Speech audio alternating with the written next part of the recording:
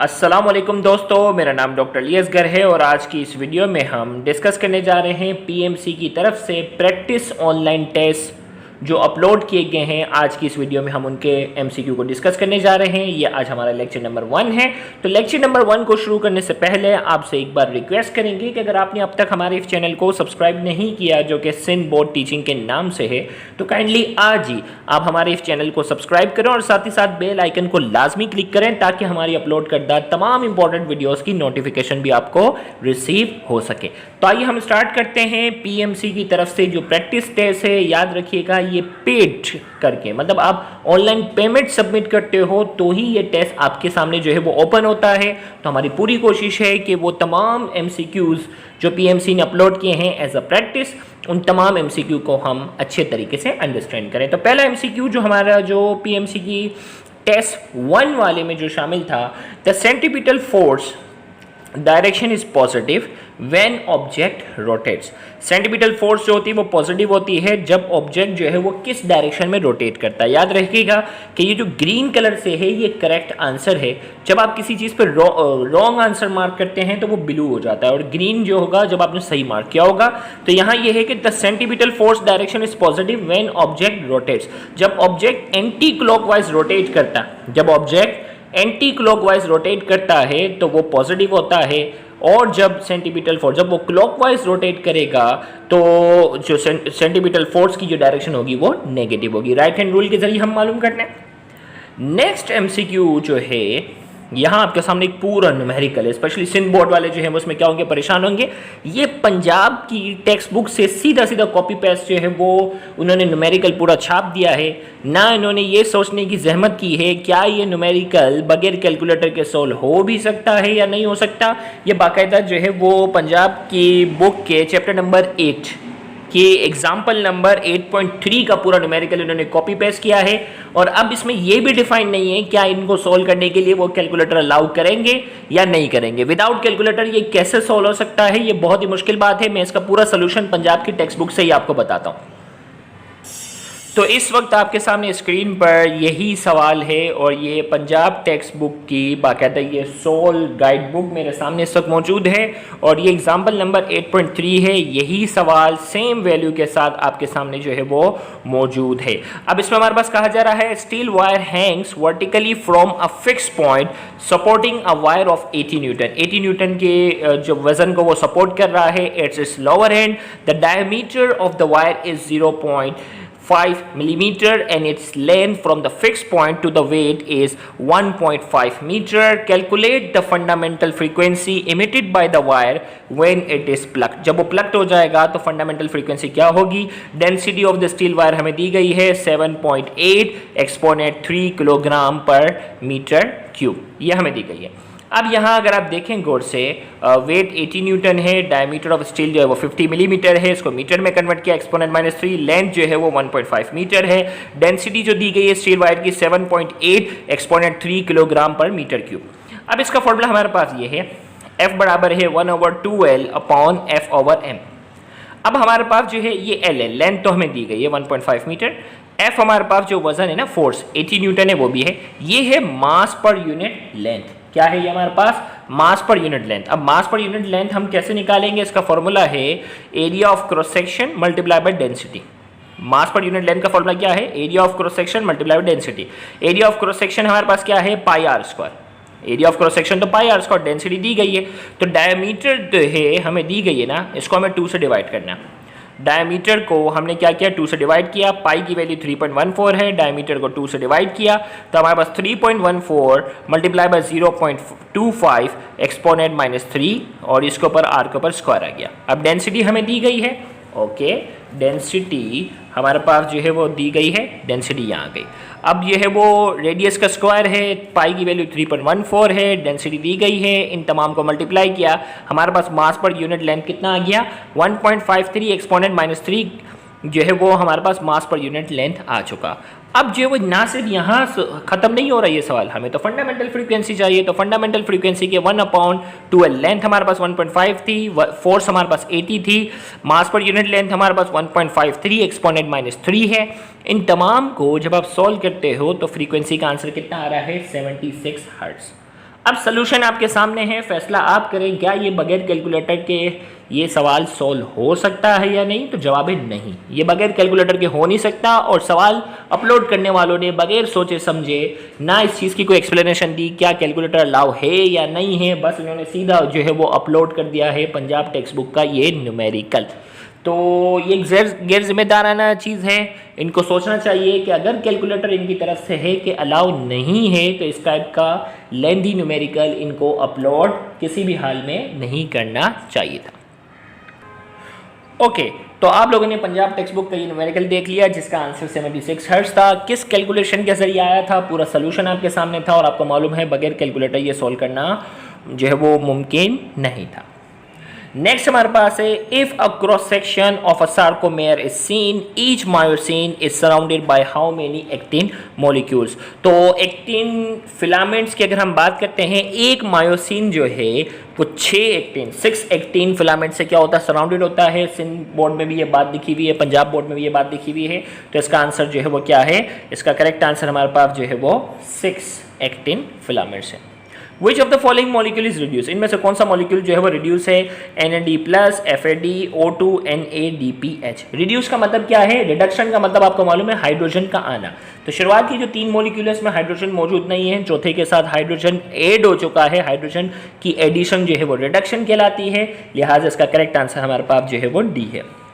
Next, when one can hydrolyse the proteins this could be the product. Protein को जब hydrolyse करेंगे तोड़ेंगे तो क्या मिलेगा, अमाइनो एसिड, क्योंकि प्रोटीन अमाइनो एसिड के मिलने से बनता है, तो लिहाजा प्रोटीन को तोड़ने पर हमें अमाइनो एसिड्स मिलेंगे। Which statement about enzyme is incorrect. Enzyme के हवाले से कौन सा स्टेटमेंट जो है वो इनकरेक्ट है। ए में कहा जा रहा है some of them consist solely of protein with non protein part. कुछ जो होते हैं उनके पास प्रोटीन के साथ नॉन प्रोटीन पार्ट होता है, बिल्कुल सही है। They catalyse a chemical reaction without being utilise. ये केमिकल रिएक्शन को कैटेलाइज करते हैं, स्पीड अप करते हैं, लेकिन खुद यूटिलाइज नहीं होते, ये भी सही है। They without their cofactor are called apoenzyme. ये अपने कोफैक्टर के बगैर क्या कहलाते हैं, एपोएंजाइम। कोफैक्टर के बगैर क्या हो जाएगा, सिर्फ प्रोटीन पार्ट रह जाएगा और सिर्फ प्रोटीन पार्ट क्या कहलाते हैं, एपोएंजाइम। ये भी बिल्कुल सही है। डी में कहा जा रहा है all enzymes are fibrous protein. तमाम एंजाइम्स जो हैं वो फाइब्रस प्रोटीन होते हैं। जवाब है कि ऐसा नहीं है, तमाम एंजाइम्स जो हैं वो ग्लोबुलर प्रोटीन होते हैं, फाइब्रस प्रोटीन नहीं होते हैं। कौन से प्रोटीन होते हैं, ग्लोबुलर प्रोटीन। तो हमें इसका आंसर मिल गया। Which statement about enzyme is incorrect, जिसका करेक्ट आंसर हमारे पास डी है। Next, empirical formula of glucose is C6H12O6 is same with। भाई मॉलिकुलर फॉर्मूला जो ग्लूकोज का है ना C6H12O6, इसका एम्पेरिकल फॉर्मूला क्या होगा, CH2O। CH2O, तो CH2O इनमें से किसका फॉर्मूला बनता है, एसिटाल्डिहाइड, फॉर्मल्डिहाइड, इथेनॉल, एसीटोन। तो वो फॉर्मूला बनता है किसका, फॉर्मल्डिहाइड का बनता है। फॉर्मल्डिहाइड का फॉर्मूला है CH2O। तो B is the correct answer. Next, working at a big company will certainly enable you to have a large circle। अब यहां preposition वाली बात आ रही है, तो preposition यहां लगाना है, large circle of friends। Next है should not। should not की हमें क्या करना है, शॉर्ट फॉर्म लिखना है। तो क्या इसमें करेक्ट है, तो बी है shouldn't। तो B is the correct answer, simple.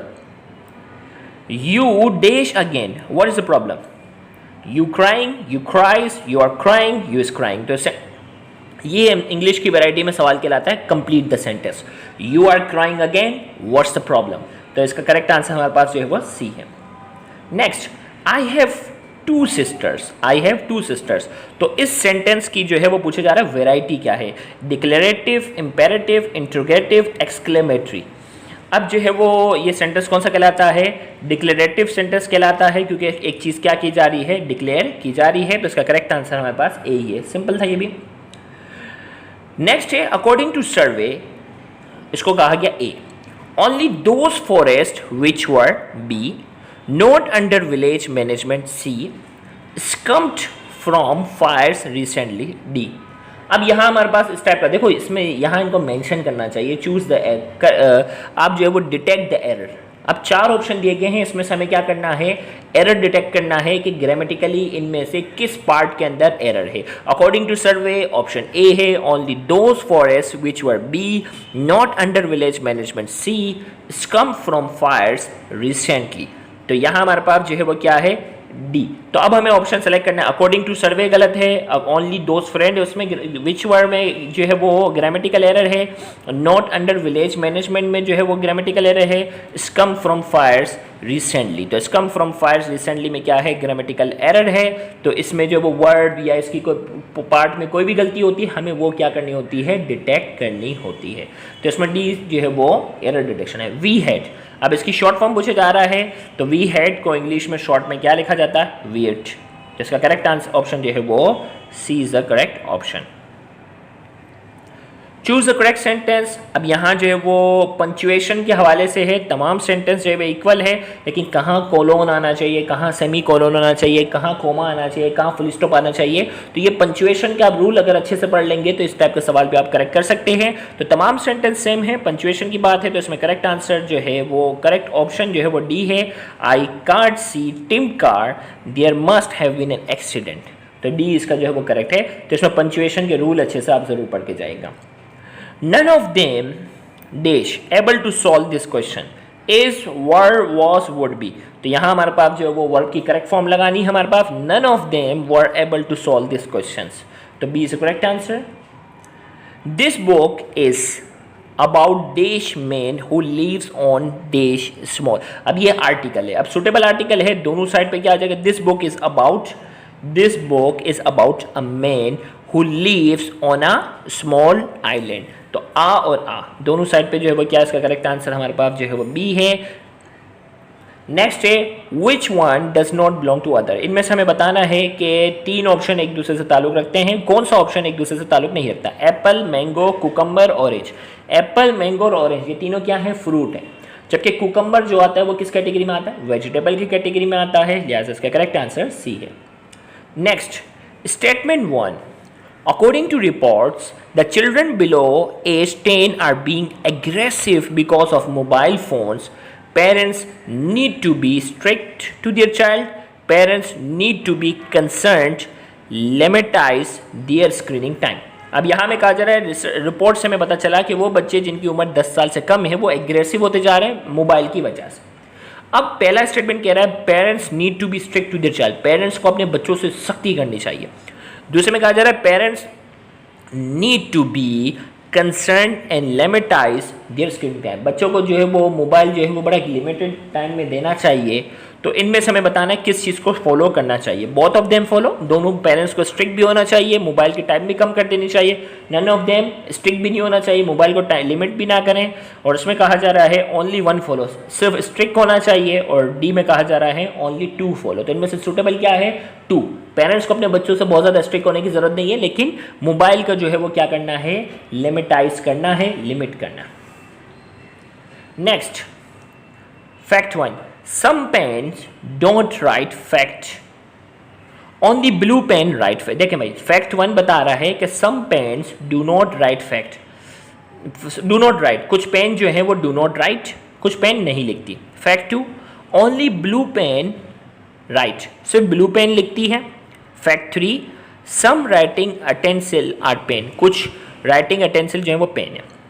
If the above 3 statement are fact, अगर ये ऊपर के जो 3 स्टेटमेंट जो है वो फैक्ट है, कुछ पेन लिखती हैं, ब्लू पेन सिर्फ लिखती है, कुछ राइटिंग अटेंसिल जो है वो पेन है, then which of the following statement will also be fact. इनमें से अब जो स्टेटमेंट है कौन सा फैक्ट है, अगर ये ऊपर वाले 3 फैक्ट हैं तो नीचे वाले में से कौन फैक्ट है।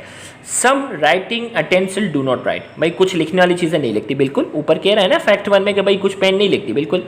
सम राइटिंग अटेंसिल आर ब्लू, कुछ लिखने वाली जो चीज़ें होती हैं वो ब्लू होती हैं, बिल्कुल, क्योंकि कह रहा है ना ब्लू पेन लिखती हैं। Some blue writing utensil do not write, यहाँ कह रहा है कि ब्लू वाली राइटिंग अटेंसिल जो है वो नहीं लिखती, जबकि ऊपर कह रहा है ओनली ब्लू पेन राइट, सिर्फ ब्लू पेन लिखती है, जबकि 3 वाला कह रहा है कि नहीं ब्लू नहीं लिखेगी। ऐसा तो कुछ नहीं है। तो इसका मतलब 1 और 2 जो है वो क्या है, करेक्ट है। 1 और 2 जो है वो क्या है, करेक्ट है। और यहाँ पर भी इन्होंने आंसर सही दिया हुआ है, बी ओनली 1 एंड 2। नेक्स्ट है कंप्लीट द सीरीज। हमें कहा जा रहा है आप सीरीज को क्या करें, कंप्लीट करें। ACD, AGD, AJD। अब देखो भाई ACD, AD, AD, AD, भाई तीनों के आगे जो है वो पहला और आखिरी अल्फ़ाबेट सेम है और तमाम ऑप्शन में भी सेम है। अब C के, अब हमें देखना है C, G और J में फैसला करना है। C के बाद G कब आता है, C के बाद जो है वो D है, D के बाद E है, E के बाद F है और फिर G है। 3 अल्फ़ाबेट छोड़कर जो है वो जी आता है, 3 अल्फ़ाबेट छोड़कर क्या आता है, जी आता है। ओके, अब जी के बाद जे कब आता है, जी के बाद जे जो है वो क्या आता है, कब आता है। अब हमें देखना पड़ेगा, जी के बाद आता है एच, एच के बाद आई आता है और फिर क्या आता है, जे आता है, 2 अल्फ़ाबेट के बाद। अब आइडियली यहाँ जो सीरीज बननी चाहिए वो क्या बननी चाहिए, 3, 2, 1 की बननी चाहिए। तो अब जे के बाद क्या होना, जे के छोड़ दो, एल आना चाहिए, ALD होना चाहिए लेकिन यहाँ ऑप्शन में ALD तो नहीं है, तो इसका मतलब 3, 2, 1 वाली सीरीज नहीं बन रही, 3, 2, 1 वाली सीरीज नहीं बन रही। तो अब यहाँ सीरीज क्या बनेगी, अब यहाँ जो सीरीज बन रही है क्या है, पहले में 3 अल्फ़ाबेट छोड़कर, फिर 2, फिर दोबारा 3 अल्फ़ाबेट छोड़कर, दोबारा 3 अल्फ़ाबेट छोड़कर। हम देखते हैं, तो जे के बाद 3 अल्फ़ाबेट छोड़ो, जे के बाद KLM, ये 3 छोड़ दो, क्या आ रहा है, N आ रहा है। तो इसका मतलब 3, पहले में 3 अल्फ़ाबेट छोड़े, फिर 2, फिर दोबारा 3, फिर दोबारा 2, फिर दोबारा 3, फिर दोबारा 2। ये बेसिकली सीरीज यही है ऑप्शन के मुताबिक, वरना आइडियली क्या था, 3, 2, 1 होना चाहिए था, लेकिन वो ऑप्शन नहीं है। तो लिहाजा हमारे पास सीरीज कैसे बनानी है, 3, 2, 3, 2, 3, 2, ये वाली सीरीज चल रही है। तो जे के बाद 3 अगर लेटर छोड़ दो तो KLM, M छोड़ दो तो क्या आता है, N। तो इसका मतलब यहाँ हमारे पास क्या आना चाहिए, C is the correct answer, AND। क्या आ रहा है, AND हमारे पास आंसर है। तो यहाँ हमने लेक्चर 1 यहाँ जाके स्टॉप किया है और लेक्चर नंबर 2 से हम क्वेश्चन नंबर 21 से 20 क्वेश्चन यहाँ डिस्कस किए। लेक्चर नंबर 2 में हम क्वेश्चन नंबर 21 से क्या करने जा रहे हैं, डिस्कशन करने जा रहे हैं, तो उसको भी देखना मत भूलिएगा। थैंक यू वेरी मच, अल्लाह हाफिज़।